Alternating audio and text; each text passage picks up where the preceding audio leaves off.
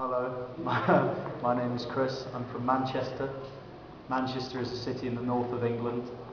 It's probably the second most important city in England, although not one of the largest cities. It's not that big for an important city. I've lived in Manchester for about 5 years.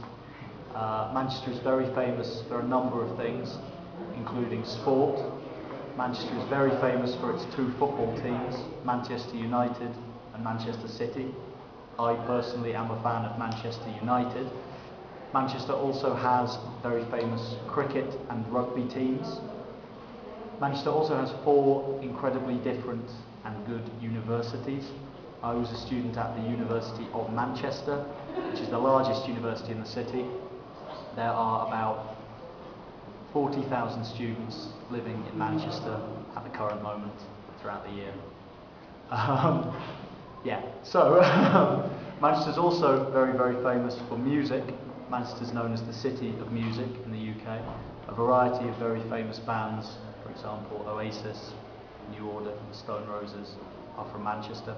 And Manchester has a very good nightlife, lots of bars, nightclubs and restaurants. There's a lot of activities you can do in the city. The area, Manchester, is in the county, or the department of Lancashire, in the north of England. And that county in particular is famous for having very bad weather. It rains a lot in Manchester. It's very dark and grey in the sky. But it's beautiful in its own way. The countryside around Manchester is mostly mountains and moors. Again, it's very dark, very wet, very rainy, but very beautiful.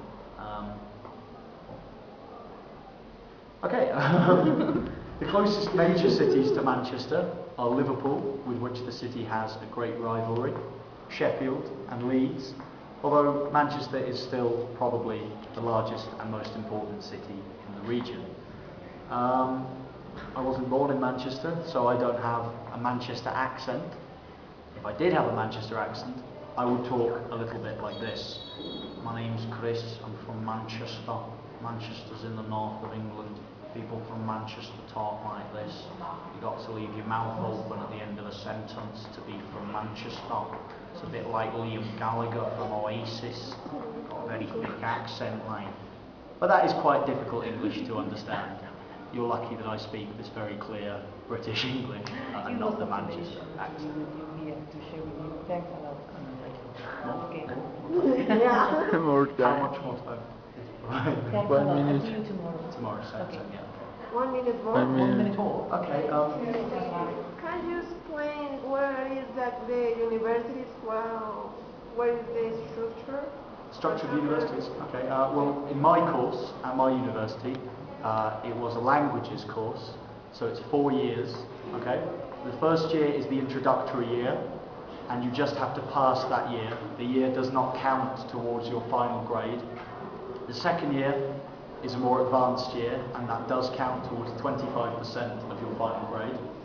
In the third year, you have to spend time abroad in a foreign country, living and working to improve your language. So I lived for a year in Venezuela, teaching English again. And then the final year counts for 75% of your course and is the most important year. That's your 4th year. And then to graduate successfully, you have to get at least 50% total the entire time. But to get a good degree and a good mark, you have to get at least 60–65%, which is hard. It's harder. For example, here you need to get like 80%, but in England you have to get 60%, but the marking is more hard. It's difficult, you know. The way that the university works is much more informal than at Columbian University, for example. You spend much less time in classes and much more time in the library, researching, reading, practicing writing essays. So for example, in my final year at university, I only spent 7 or 8 hours a week in class. That was it, the whole week. But I spent a lot of time outside university, reading, writing 3–4,000 word essays, reading big books. For example, you know other, when you stay in the university, you learn other language? I was studying English literature and Spanish. So I was learning Spanish, but I was also reading a lot of novels and poems and things like that by English writers. Okay? Cool. Bye bye.